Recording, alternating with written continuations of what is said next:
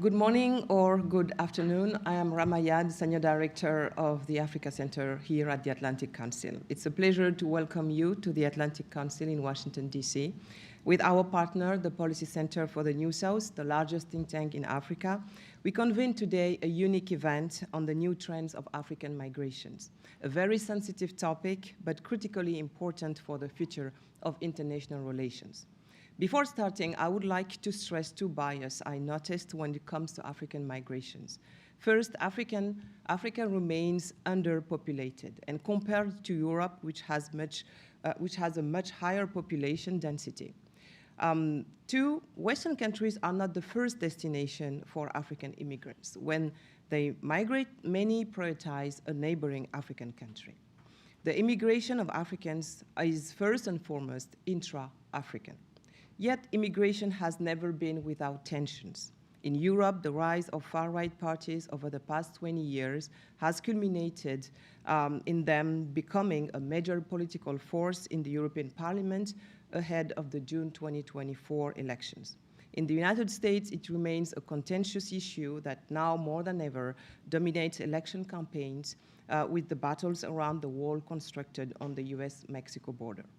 The tension around immigration has grown in light of the projected doubling of the African population by 2030.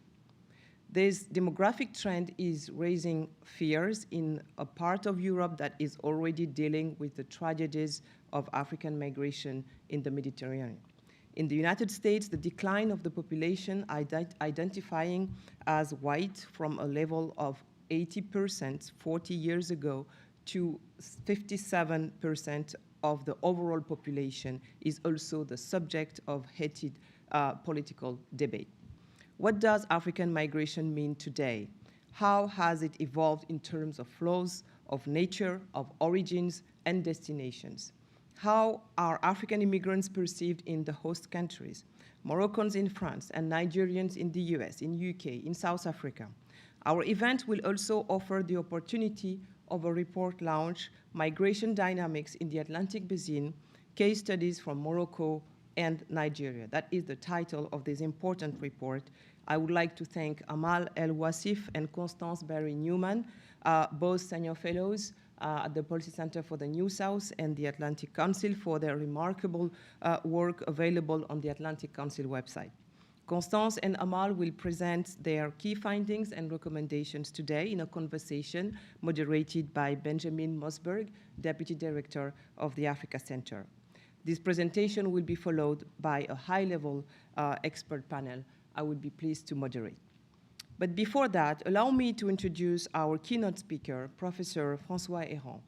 I met Professor Héran in 2019 here in Washington, D.C., where he was the guest speaker of our colleagues of Brookings and then of the French Embassy.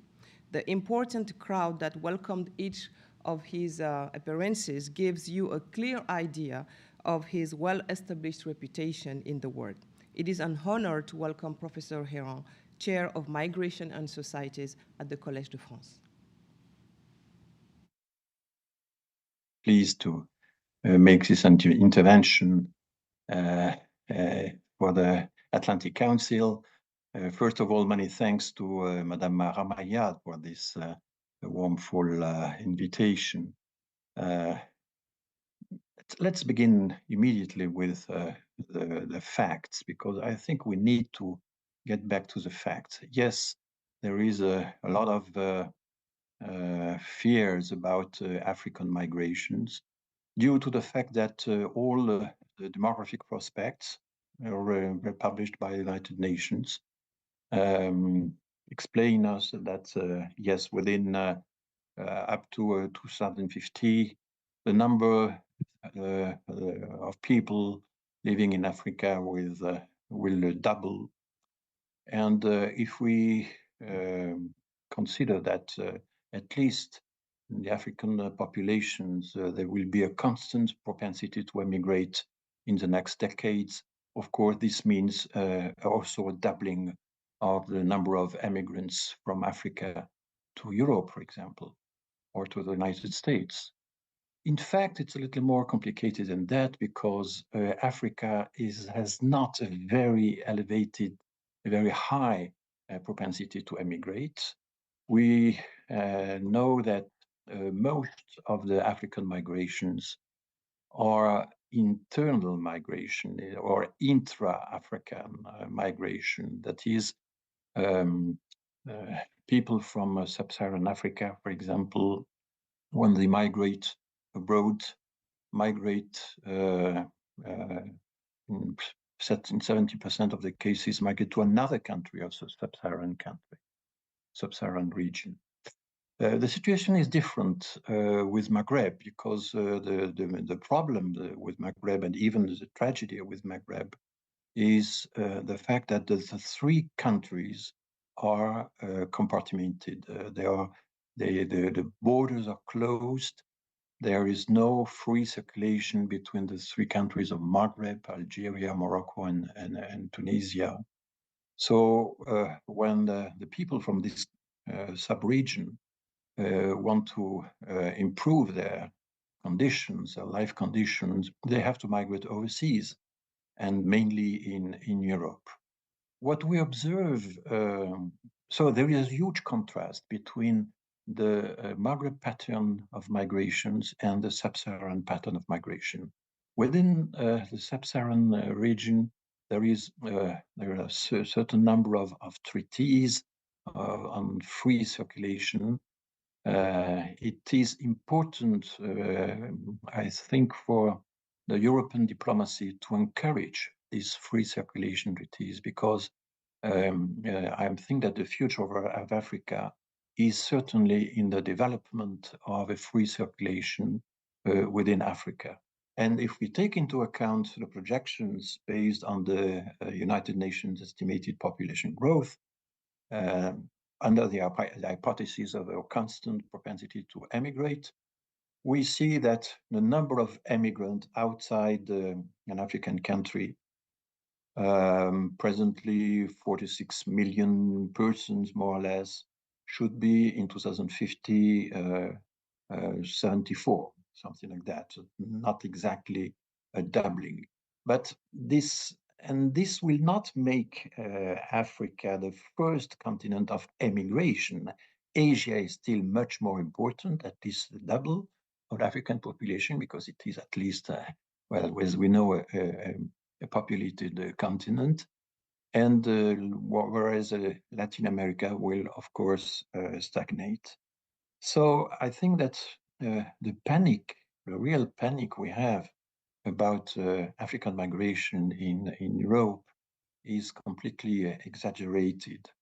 We are struck by images, media images, for example, all these African people disembarking in Lampedusa in Italy. But Italy is a sort of highway with only one entry opened. And it's not surprising that sometimes there are a bottleneck, which is very spectacular. There is a zooming effect in the vision we have of African migration. But finally, the emigration rate of Africa is not that high. If you compare it, for example, with the Balkan countries, so the ex-communist, former communist countries of Southeastern Europe, Romania, Bulgaria, Serbia, and so on, more than 20% of this region of the world live abroad, which is much higher than Africa. And nobody talks about this phenomenon. So I think that especially in this moment of crisis, a huge crisis in France and beyond France, in all Europe, about immigration, this period of a rising xenophobia, we should, stress the importance of establishing good numbers, establishing objective numbers, objective quantitative estimates from one side, and to fight in a much more combative way all the discrimination issue, which is certainly underestimated in France. Thank you very much for your attention. Thank you very much, Rama, and thank you very much, Professor Errand. I'd like to turn now to talk about a joint research and analysis effort by the Policy Center for the New South, Morocco's leading think tank, and the Atlantic Council's Africa Center, titled Migration Dynamics in the Atlantic Basin, Case Studies from Morocco and Nigeria. I'm joined today by report authors Amal El-Wasif, Senior International Relations Specialist from the Policy Center for the New South, and Constance Berry-Newman, a former senior U.S. government official who served in many roles, including as Assistant Secretary of State for African Affairs at the State Department, and who now calls the Africa Center home as a non-resident senior fellow. Amal, Constance, welcome. I'd like to jump right in, following along the lines of what Professor Errand spoke about. The research and analysis in the report, which you can find on our website or via the QR code on your screen, looks into Nigeria and Morocco as different case studies. In 2 minutes or so, Amal and Constance, please walk us through why you chose this specific country, who's leaving the country, where they're going, and what conditions do they face when they get there. Amal, let me start with you. Thank you very much, and thank you to the Atlantic Council and the Policy Center for the New South for this very interesting initiative to write about the trends of African migration through the cases of Moroccan migrants and Nigerians. As far as the choice of the study cases is concerned, I can only speak about the case of Morocco. It's a country where there is a very important number of migrants going abroad. And Professor Francois has just mentioned it very brightly. For the case of Maghreb countries, most of the migration that happens is actually overseas, mainly to European countries. And I chose to work on the case of Morocco, first of all, because I know it very well. I've been working on migration for the past 8 years, so I know really well the topic, and also because of the relevance of this topic. Morocco is actually the most dynamic when it comes to migration from the Maghreb countries. Just to give you an idea, there is about 5 million Moroccans who are currently residing abroad, according to the last numbers of the Moroccan High Commission for Planning, for a population of 36.7 million. So we commonly used to call them as the 13th region of Morocco because of their importance and also of the importance of the remittances that they send back. In terms of the profile we're talking about, it's mainly a migration that happens among male migrants. They are the predominant category, with over 68% of Moroccan migrants who are male migrants. So women, although there is an increase in feminization of migration, female migrants remain to be more as accompanying their husbands and partners to go abroad, but not the principal actors of migration. It's also a relatively young migration, where we find most migrants aged between 15 and 29. And this is very logical, because even when you look at the reports of the IOM, it still remains that economics drivers are the main motivations for people to migrate. This is why they typically fall in the demographic category of actively working population. When it comes to destinations, we witness an increase in diversification in the destination of Moroccan migrants, but they remain really predominantly faithful to the traditional destination of migration, like France, Spain, Belgium, Italy. For instance, only France has, according to the last figures, more than 1,050,000 Moroccans who are currently residing in France. And that is based on the study that is conducted by the High Commission of Planning for Morocco, that actually surveyed more than 15,000 households with both current and returning migrants. And they found out that the main drivers are still economic drivers looking for better opportunities, although we witness more movement also among the students who would like to have higher education in European countries, mainly France, because actually the highest number of international students who are currently living in France are Moroccans. And regarding your last question, what kind of challenges that are faced by those migrants abroad. And since we're focusing on the case of Moroccans who live in France, I can only tell you that it's a variety of complex factors that these migrants are faced with. Of course, we cannot generalize for all Moroccan migrants, but a large share of them are actually faced with some barriers to access the labor market and also to access the some other public services. I'm mentioning here a study that was conducted by an institute on the discrimination that is faced by Northern African migrants to access the labor market. And they actually used a screening methodology with over 2,400 real job postings, where they actually had Maghrebi migrants having the same resume as French citizens, and they were applying for the same job.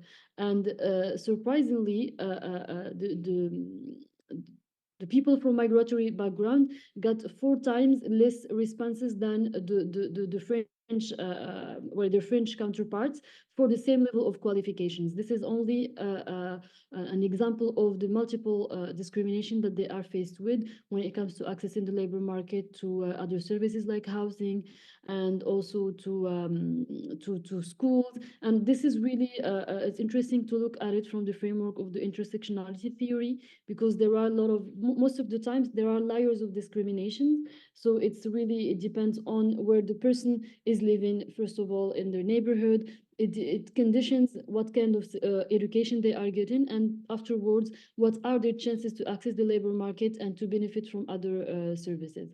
I think I will stop here because you mentioned 2 minutes, but I'll gladly elaborate more on any given specific point if you would like to further in the discussion. Amal, I think your example is perfect. I do want to turn to Constance here to answer the same kinds of questions. Why Nigeria? Who's leaving? Where are they going? And what have they found when they've gotten there? So why Nigeria? Why not Nigeria? Because Nigeria is has the largest population on the continent. The youth take up about that's under 43% of the population. 69% of Nigerians surveyed indicated to the Africa Polling Institute that they would like to relocate out of the country. So already there's the problem in Nigeria of the next generation indicating that they want to leave. And another reason why we chose Nigeria is that Nigerians who leave and go to Chicago, London, South Africa, are major contributors to remittances. So the country loses and gains as a result of migration. And we're just kind of interested in seeing, though, what is the connection of the problems in the country and the benefits of the country of the people actually leaving. You talk about the word Japa in your report. Japa is a very interesting Yoruba word that means panic, fleeing with panic. And that's what's really thought of by the youth. They're more worried about staying than leaving, and they're thinking of ways in which they can leave, be educated, they can leave and get jobs, because what we find with the Nigerians who come to places like Chicago, go to London, that they are actually very successful and successful in getting high-level positions because they're among the most educated of the immigrants into the U.S. and into London. Incredible. Yeah. I mean, if the Nigerian community is the embodiment of the American dream, or has the ability to try to achieve the American dream, I want to turn to you, Amal, and see is there a French equivalent to the American dream? You know, if immigrant communities are facing some of the challenges that you've mentioned and highlighted in this report, why is it so difficult for the receiving countries to absorb these communities and to make them a part of society? Actually, there are a lot of sides to your question, and if I want to give the short answer is, of course, I cannot really be confident in saying that there is an equivalent to the American dream in France because of all of what's happening and also the rise of populism in France. But to give the question its share of context, it is important to mention that France has for long been a nation that has hosted a lot of migrants, but just the motivations and the nature of migration has changed because the first waves of Moroccans who arrived actually in France, they were low-skilled people working in the construction after the Second World War II. So a given specific category that was not meant to remain there or to be established in the country. But afterwards, and because also we have to keep in mind that when we are talking about migration, it's a human phenomena. You cannot really trace or plan how a migratory journey could go on. So these people, they stayed in France and they ended up bringing also their families. So there was probably not an anticipation of what France wanted to make out of migration. And this is where we started to see this kind of difficulties that emerged in the French society because of the difference in culture, because also of the difference in the generations of migrants who are currently living in France. But we can differentiate between the old generation of migrants and their children who face some difficulties in terms of culture and in terms of integration in the host country. And there are recently new waves of migration that is more selective. I'm specifically mentioning the example of engineers who actually are very encouraged to come to France, and they're given all sorts of easy processes so that they could be established in the country. So their experiences are relatively better in terms of achieving their objectives. And of course, there are also the students who have a specific status and who are also better off when it comes to migration. This is from the side of really external factors that has not necessarily led to an ideal outcome when it comes to achieving the French dream, if it might exist. But also, I think that we can also have a critical eye on the model of integration that France is pursuing, that was for long characterized by so many researchers as assimilation. Some of them disagree with the word, because I think that France as a nation has really a strong emphasis on identity, on the core values of the republic, that sometimes prevent or doesn't give enough room for diversity, for the migrants actually to keep their identity and also contribute to the whole or to the general identity of the country.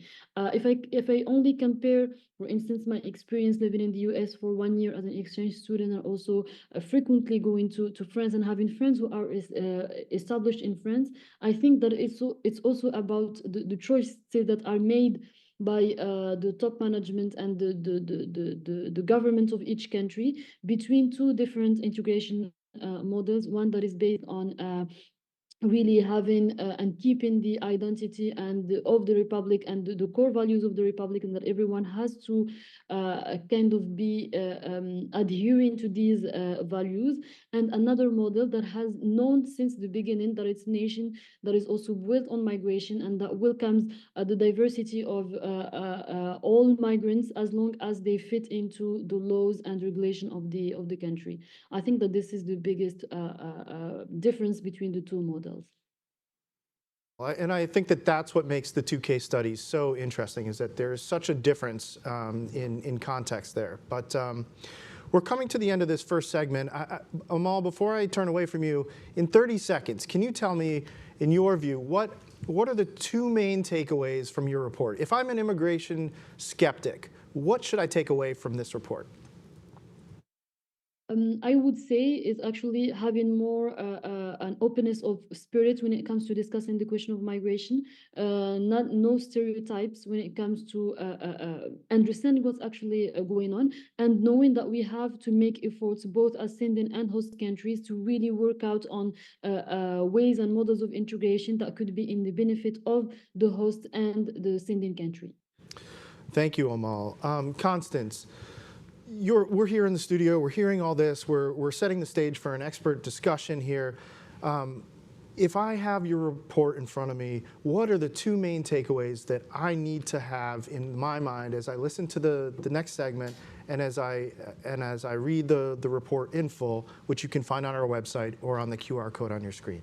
So even though it sounds rosy, there are problems in terms of the migration of Nigerians, both to the United States, to London, and particularly to South Africa. There are problems. And so what that means is there's a need for greater coordination between the losing and the gaining countries. Mm-hmm. And there's more work for the embassies and the consulates to try to get a better system. And international organizations. And the international. And speaking of international organizations, what I also, and I'm not sure everybody agrees with this, but I ran USAID Africa. So I'm a big demonstration person, and I think it would be very useful to have a major demonstration on how to work with immigrating communities and how to build up the opportunity for the youth, because whether people want them to move or not, they are in fact moving, and at a greater speed than I think anyone intended. So what I'm suggesting is that there's a need to communicate better about what the problems are and what the potential solutions are, which is why I'm wedded to demonstrations, because storytelling is usually a more convincing way of getting people to change. And so I leave you with saying, yes, it's good, and no, it's not good. Okay. Thank you, Constance. Thank you, Amal, for walking us through your report. For our audience here in the studios, for our audience at home, please visit our website to find all of our recent reporting, including the opportunity to download the full version of this report, Migration Dynamics in the Atlantic Basin, Case Studies from Morocco and Nigeria. Bear with us for a few moments as we transition segments. Please don't leave us. We've got a fabulous expert discussion coming right up. Thank you.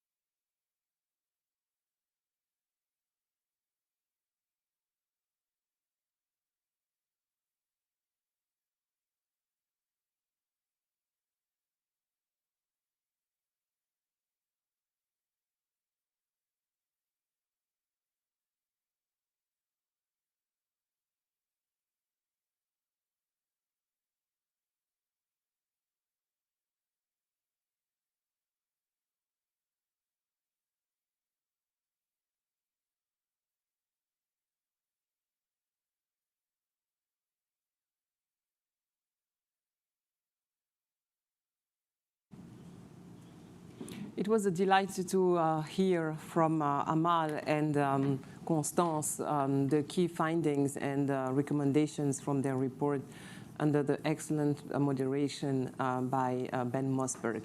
Now we are going to open the doors and the windows with this high-level expert panel. I'm pleased to introduce Osayi Imasoji, inaugural member of the President Advisory Council on African Diaspora Engagement in the United States. Welcome, Osayi. Dr. Andrew Seeley, President of Migration Policy Institute. Welcome.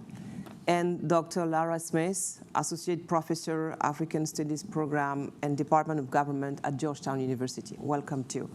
So I just would like to start by asking you, what did you feel about this report? What about this conversation you just hear? What are your first comments? Dr. Laura Smith. Sure. You know, professors always have something right. Thank you so much. Well, it's a pleasure to be here and to join you, Ambassador Yad, and my colleagues, and to have read the report and to think about these questions. I was struck by how much the report answers the charge from the featured speaker, Professor Harani, who really opened with sticking to the facts, right? And that's what we need to continue to do in speaking back to the various kinds of claims from all sides about migration across the world, but particularly with regard to Africa. And so the report, talks very much about facts, but one of the facts that really struck me, as it often does, but is it really in the report that I encourage you to read, is about the long history of migration in both of these, from both of these countries to various places, and detailing that history and what it looks like today is really fascinating and important. Thank you, Dr. Laura Smith. Osaiji? Well, first of all, I thought both aspects of the report were well written and well researched. Mm-hmm. I thought it was particularly interesting to see the question of how those who migrate, how they integrate in the countries that they migrate to. That tension between assimilation and integration is a very interesting one. And because in the report, you had a Francophone country and you had an Anglophone country, it actually goes back to the history of the colonial strategy that both types of countries experienced. So the British indirect rule system was not one that talked about assimilation. It was the French system that talked about assimilation. So I think that ultimately affects the orientation that those who emigrate have when they arrive in the host country. So those who come from Nigeria would never be thinking of an assimilation where you give up your culture, but they would be very comfortable with integration. We could compare our own journeys. You from Nigeria, and me from Senegal to France, and you to the United States, right? Completely different orientation. And I think in the assimilation stuff than you? That's what you were saying? I don't know, but I thought it was very interesting that the report, was conscious of that difference and talked about it. That's right. That's right. Andrew, president of the Migration Policy Institute. I think two things. One, a small point, one, a big point. One is I think I want to highlight something Constance says in the report that in fact the African immigrant community in the United States is incredibly well educated. I mean, the last time we ran the numbers, which was a couple years ago, I think it was 48%, almost half of all African immigrants have a college degree. Now, not all working in their chosen profession, right? That's a different question because that's a big question in the US about how people with professions actually connect or not with their, whether they're able to get their titles recognized, their diplomas recognized, and be able to do it. But it is a well-off population. It's a self-selected population, right? To get from Africa to the United States, the legal pathways tend to be things that favor people with higher education. The second point, I think, is something that I think is big, and we heard from Professor Ran at the beginning as well, which is, we're going through a change in the world right now. It is not the extreme thing that you hear sometimes that, there's going to be people running across borders everywhere. That's not true. Most people who move actually within their own country, or they move to a nearby country, right? We know a majority of sub-Saharan Africans move to other countries in Africa. That will probably continue to be true.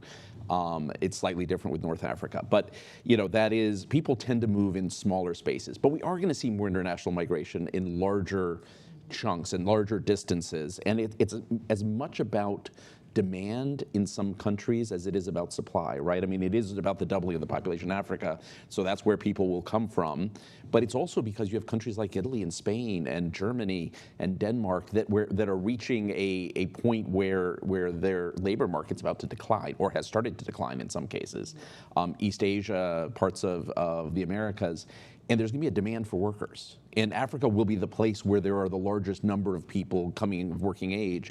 But this is going to create mobility, whether we like it or not. And so we got to figure out how we create the legal pathways that make this happen in an orderly way, because it's going to happen one way or the other. Andrew Dr. Lara-Smith, Andrew just mentioned the importance of the destinations in the neighboring countries and beyond. About the reasons why they move,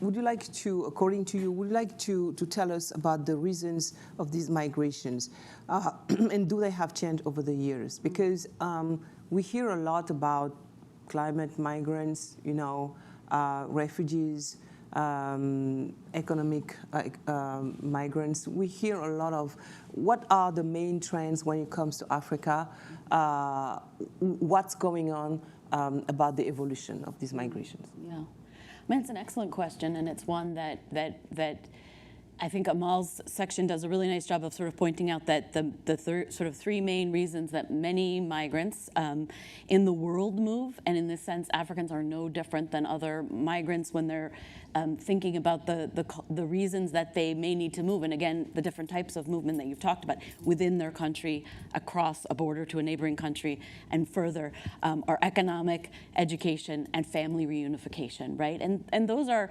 at least for the last 150 years, and probably longer, although, sort of the way the world looked, we weren't thinking about the data in that way. But, right, people are moving because they need to care for their family for economic reasons. They need to provide for themselves and their family. Those are the economic reasons. They need to improve their educational opportunities, right? And that's a huge driver. And then family reunification. Somebody is somewhere else, and they need to be with them. They need to reunite their family. Those continue to be huge drivers. But the second part of your question is really important, because part of what my own research is about, and part of what we see more and more in the reports of the larger agencies like both UNHCR and IOM, right, is that it's really complicated when you scratch below the surface, right? When you talk to a migrant for a little bit longer than a minute, the first thing they'll say is, I need a job, right? But then you may find out that underneath that, they lost their land because of a political conflict, or because they face police brutality, or because they face interpersonal or gender-based violence, right? So the causes are often much more complex, right? And we see this in the Americas. It's definitely the case in the Mediterranean, but it's the case in other routes that we talk less about. Constance's report, I think, is really also important, and we haven't really highlighted it. And I think we could talk about it for Morocco too. But the fact that Nigerians are certainly in the United States, as we know about, and as I'm sure we'll talk more about, in the United Kingdom for that sort of historic connection, like Moroccans going to France for the former colonial power, but also to South Africa, right? And the drivers for much of that migration, right, are folks that are facing this kind of complex mixed migration, as we sometimes call it, of people who face political violence, interpersonal violence, and can't get further abroad, don't have these other kinds of resources of education and so on, but still need to get away. So there's many reasons, but they are interrelated. Exactly. Osaiji, Lara just outlined very eloquently the reasons why people move, but behind the numbers, there are human beings with their own journeys of migration. How would you describe yours? Opportunities, challenges. Tell us more about you. Right now, you are an inaugural member of, like I said, the Presidential Committee for Diaspora Engagement. It has been set up right after the US-Africa Summit. Tell us more about yourself. How do you appreciate personally what our guest just said? Two things. Just a courtesy to what Laura has just talked about. And she touched on it, but I think it's so important that we keep it into context, which is that this is the norm. I mean, when the Irish migration occurred into the US, what drove it? A major famine in Ireland, oppression by the British, political instability. This is the norm. And it's important to keep that in mind, because many times when we talk about migration today, we look at it from a political perspective, and there's this perception that, oh my God, Africa is falling apart, that's why people are migrating. And I'm like, nah, check your history. This is what happened in Europe. So this is the norm, and we really have to keep that in mind. You know, but to your second, the second part of your question, I think I'm probably the quintessential American, Nigerian American immigrant. All right, you know, it's. And the thing that I would first say that I think is very important that, again, we keep into perspective is this is the norm. In other words, my story would not be any different if I was in Lagos, or if I was in London, or if I was in New York. Why would it be any different? It's the same orientation. It's the same cultural focus. It's the same drives. Okay, so as I said, quintessential Nigerian American. Both parents were academics. So education. You know, I think your numbers were on the total African. Yes. Okay. On the Nigerian side, it's like 60-something% of all Nigerians in the U.S. Over 25 have a first degree, and I think in comparison, the average in the U.S. is just under 30%, and matters a lot in migrant communities, right? It's what is driving it. Yeah. Okay. So, and I said it's quintessential. And for me, by 24, I had 4 degrees from 3 different universities in 4 different countries. Okay. That's not out of the ordinary. I was in college at 14. I had my first degree at 18. Not out of the ordinary within my community in Nigeria. Okay.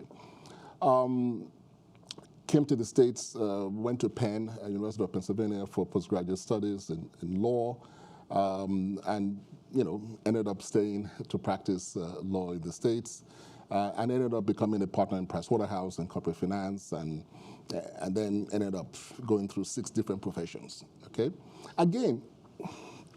That's the norm. That is the expectation within the community. That's the expectation that your parents had. And is it the pressure? It's interesting. It's only within the American context that you hear the word pressure. Within the Nigerian context, it was, what else are you going to do? Your grandfather had multiple degrees. What are you talking about? You know, I mean, it's so funny culturally. You know, in America we celebrate high school graduation. Most people in Nigeria are like, what? You're celebrating what? High school graduation? What's that? Okay. Did you get your PhD? Yeah. Oh, not yet? Okay. Yeah. All right.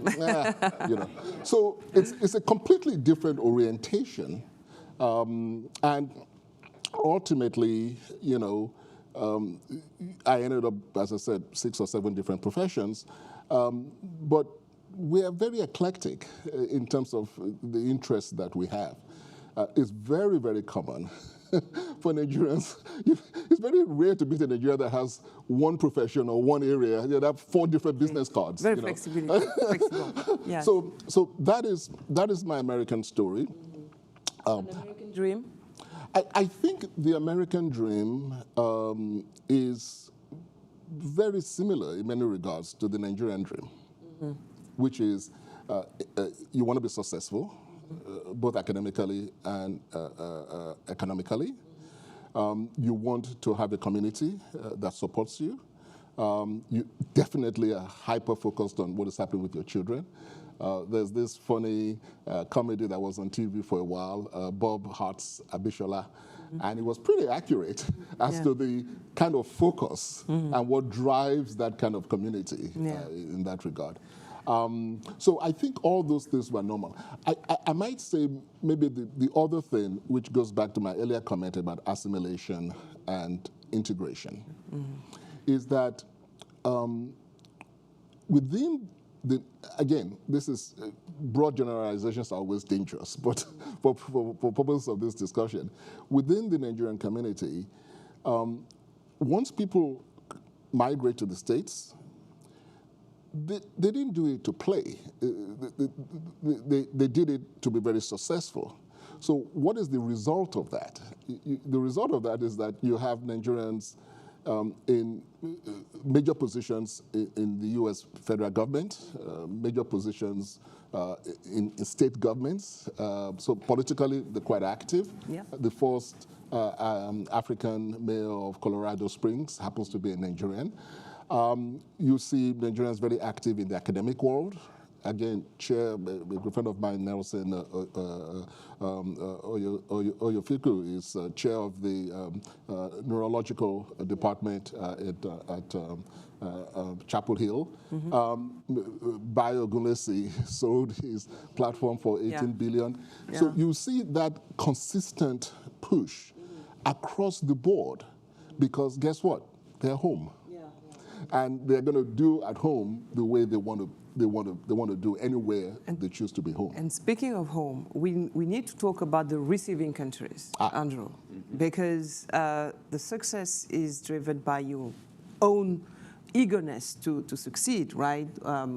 Every migrant wants to succeed, but also a lot depends on the policies in the receiving countries, in the host countries. So, Andrew, how do you, or what is the role of these receiving countries? How do you appreciate their policies, and what differences do you see between the U.S. and Europe, for example? Well, I mean, I think first of all, there's a real need, and I think we're all falling down on this in thinking about how we create the legal pathways. I mean, you know, and Osaki, I mean, what you said, I thought was very perceptive about, I mean, you know, you look at Italy, for example. Italy was Africa 100 years ago, right? I mean, we all think of big Italian families in this country. Italy has the second lowest birth rate in the world right now. But it was 100 years ago, right? It's the country people were leaving both because of conflict, but because the demographically children had stopped dying at an early age, which is actually a good thing. Medicine had gotten better, people had urbanized, had moved to cities. And so that you suddenly have people able to, you know, to survive, to enter the workforce and nowhere to work. And so they came to the United States and Argentina and elsewhere, right? So now, you know, this is gone. Sweden was there before, you know, later on you have other countries, right? Parts of Latin America, now Africa. This is, you know, the way the world has worked historically and always. So we should know we should learn from our past mistakes, first of all, which is we need to figure out how we build the pathways for people to come legally, because we're also in a world where, you know, people are going to have a little more agency than they used to because they have this. This is actually really useful. Turns out people who, you know, could only think about going to a nearby country, or maybe they thought about going across the Mediterranean to Europe, suddenly can think about the Darien Gap, right? Because they have information in real time that they didn't have at another moment. So if we don't think of how we order, so I think the first thing for receiving countries is let's figure out how we structure this, because it's a win-win if you can figure out how people can come legally in some sort of orderly way. It gets rid of the antibodies that you get of people pushing back against immigration. It makes sure people can move into the workforce quicker, can contribute, pay taxes. So number one. Number two, I think, is, you know, we need to think of our integration supports, how we integrate people in schools. To the integration support, the wall, the U.S. wall at the border. Is it a solution? I mean, look, I think you have to think about how you regulate migration. You need legal pathways, you need a protection system that works, and you need enforcement. So what I always say on the wall is, I mean, building a wall across the border makes no sense. But are there places that you need barriers? Sure, right? I mean, you know, we could debate whether the idea of a wall across the border, no. But yes, I mean, we have to also talk rationally about, if we're going to create legal pathways, also if people don't follow those, how do we deal with that, right? So no, I'm not a fan of the wall, but on the other hand, I think we also need a rational conversation. There are places where you do want barriers, right? I mean, you know, we want orderly migration, right? In the end, how do you organize things? So, but I do think we need to think about education systems, right? I mean, how do we make sure that children succeed? That's in everyone's benefit. How do we think about public services? How do we think about housing? And then we get into those things that I think the report does well on national narratives, right? Who's included? What do you have to do to be French or Danish, where my mother was from, or Mexican or American, right? And these are wrestling with. I'm not going to try and compare Europe and the U.S. because I will, you know, I don't want to misspeak on it. But let me say, I think countries. I think no country is perfect on immigration. I think all countries struggle with the notion of change. Let's face it, most people grow up, whether in receiving countries or sending, and most people grow up in small communities that change very little, right? You know, how do you explain that two countries like France and the United States, immigration countries, are so stressed when it comes to migration today? I think you have two things going. You have probably three things going. One is economic change, and I think people feeling insecure, though most of the studies tell us that immigration is not really a source of economic insecurity, but people don't know life is changing fast.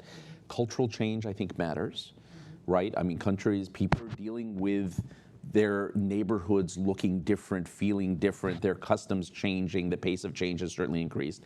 And then I think there's disorder, and that's the one that there's more ability to control in the short term, which is, because that's how, then we have to think about how we find legal ways for people to come, because if we don't do that and we know they're coming anyway, then people are going to push back on the disorder, right? They're going to see people coming illegally, people coming without documents, so they're going to say, you know, this is out of control. That's the one I think where it tips from being a minority, a very vocal minority that is against change, to being a broader group of people who suddenly start embracing messages of reaction against immigration, but what they're really concerned about is the disorder part. Or even things that are simple, right? Disorder is sometimes in people's lives, it's not just the numbers of people coming across the border, it's also their kids' school, right? The fact that the city did not plan for, the federal government did not plan for the number of kids coming from a place, and the fact that they need some language instruction to be able to get in, and therefore their interpretation is the teacher is taking away time from my kid to help a kid who doesn't speak English, right, or French, right? But that's a question of planning. That's a question of countries being willing to embrace the change that they need, because frankly, people are coming to enter the labor market, right? Where there are not people from France or the United States still willing to work and pay taxes, right? Lara Smith, a question about among these migrants, there is the phenomenon of brain drain. At a very moment when Africa needs its brains to develop itself, to transform its industry. How can we fix this paradox? And what do you think about those who are trying to give back through financial transfers, for example? How is it organized? Is it organized? What is your appreciation about this topic? Well, thank you. I mean, these are excellent questions, and I think Nigerians are a phenomenal example. Nigerians in the United States and their organizational networks, which the report highlights, and certainly Moroccans in France as well. But really, all Africans in their various diasporas. So even those in the city giving back to their rural communities, those in countries right next door are giving back. So this huge number of Africans who are migrating across the continent. I think I really want to put a fine point on. I have a new edited volume that features African perspectives on this migration within Africa, and it actually focuses on Africans that go to Morocco. So other African, kind of bridging that gap between what we call sub-Saharan Africa and North Africa. Morocco itself is a place for other Africans, as an important example. And those Africans are sending remittances back, even despite the tremendous precarity that they face. But the other thing that this migration provides is a sort of remittance of ideas and creativity. So we've got a couple of excellent great case studies, and there's great work being done about sort of entrepreneurial ideas that folks find, agricultural ideas. We've got Burkinabe who learn new agricultural ideas in Cote d'Ivoire and take them home to their home communities. So there's, I think, really much more that needs to be done to look at that can also sort of help us think more creatively. For sure, remittances are a huge part, and we need those kind of high value remittances. Governments need the foreign currency remittances. Communities and families use them, and they use them well. They use them for insurance purposes, for investing in their families and communities from European, American, and other countries. But also the value of the remittances and the ideas and creative flow from intracontinental movement of people is an important source, and one that will likely increase as other kinds of migration is going to increase and could be encouraged. I remember Aliko Dangote, the richest man of Nigeria, who recently said that he needs 35 visas to travel in Africa, on the continent itself. It's a huge, so the Africa Free Trade Area, these new regional organizations, can they help to unlock the borders internally? Absolutely. They absolutely can. And I think the other thing your report is important is Nigerians in South Africa, it's so much pressure, right? If you've just got a couple of regional hubs where folks are going to, like South Africa, which has long been a hub and faces its own kind of xenophobic backlash, much like the populist and far-right backlashes, right, that we see in Europe and the Americas, I would argue, because of the pressure of of jobs and so on in domestic so politics. in South Africa, Yeah. you know, against Nigerians Indeed, or people. indeed. Yeah, it was. But if we really have a sort of push for free trade and a push for more visa openness, and think creatively about helping countries to, you know, kind of in support and facilitate movement between and among countries on the continent, as well as movement of funds, right? Remittances are extremely expensive to send, both from abroad internationally, but internationally within Africa, which is still an international remittance sending as well. So these are things to think about. Osaji, the President's Advisory Council on African Diaspora Engagement in the United States, what's your role exactly there? What is the goal of this group? What are you doing? What are your plans when it comes to the African continent, for example? President Biden appointed, I think there were 12 of us, inaugural members, and the objective. The chair. Correct. And you know, the objective is for us to look at the interface and the interaction between Africans on the continent and Africans in diaspora, particularly with reference to the United States. So a lot of the things that we're talking about here is just right on point for what the council is supposed to be doing. And you know, we were involved in hosting President Ruto on his recent state visit to the U.S. There were a number of announcements made at the end of that with regards to education and educational initiatives. We are scheduled to do a trip, interestingly, to Nigeria next month, and that will also be an opportunity for us to have further discussions to see how we can enhance that relationship. Mm-hmm. You know, one of the things that is crucial, and I think, Laura, you touched on it, is the question of remittances, for example. Mm-hmm. In the case of Nigeria and the Nigerian diaspora in the U.S., the remittances from the U.S. amongst the Nigerian community is somewhere in the region of almost $20 billion. It is the largest amount of foreign inflow into the country after oil. It's roughly 7 times the value of all foreign aid that comes to Nigeria. So just putting that into perspective, this is a huge element. By and large, it's done through friends and family. Yeah. It's not very organized by states. So it's not particularly organized by states, it's not targeted. Now, the Nigerian government has made announcements recently of setting up a diaspora fund. And there are 1 or 2 initiatives there. One of them is a $10 billion fund that they've announced that they're going to target. So the numbers are becoming interesting. The impact could be quite profound, depending on how it's organized. And it goes to the question of this brain drain issue, because as Laura pointed out, you actually end up getting not just the foreign remittances of cash, but you also get new ideas coming back into play.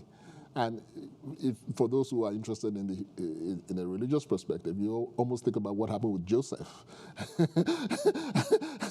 and the consequences of the fact that he was forced to move from one country to the other, and the impact he had long term.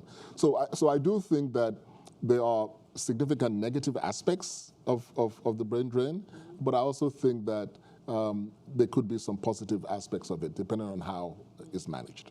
Allow me a provocative question, but when we are talking of the diasporas, we are not talking anymore about migrations, right? And when it comes to diaspora, there's also the old diaspora, the African American community here in the United States.